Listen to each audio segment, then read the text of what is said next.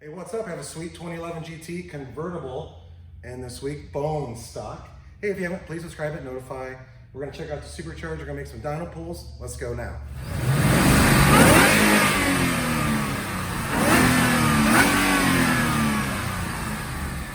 Hey, I'm Brent from Brenspeed. Thanks for watching Brenspeed TV. You know, it's not that often a stock, like not even mufflers, GT comes in for a Supercharger. You know, a lot of times these cars have a little bit of mods already.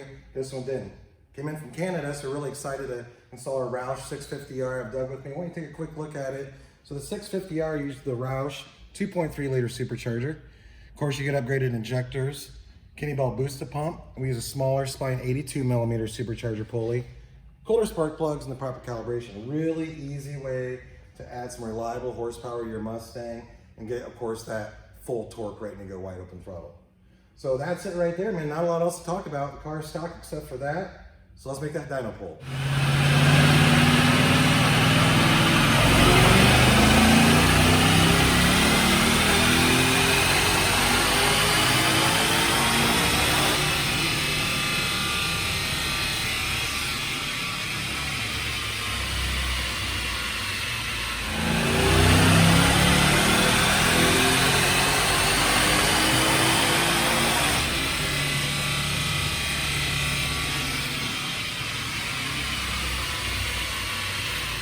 That's just what I expect out of our 650R package on a bone stock Mustang. It's a manual transmission car. Check this out.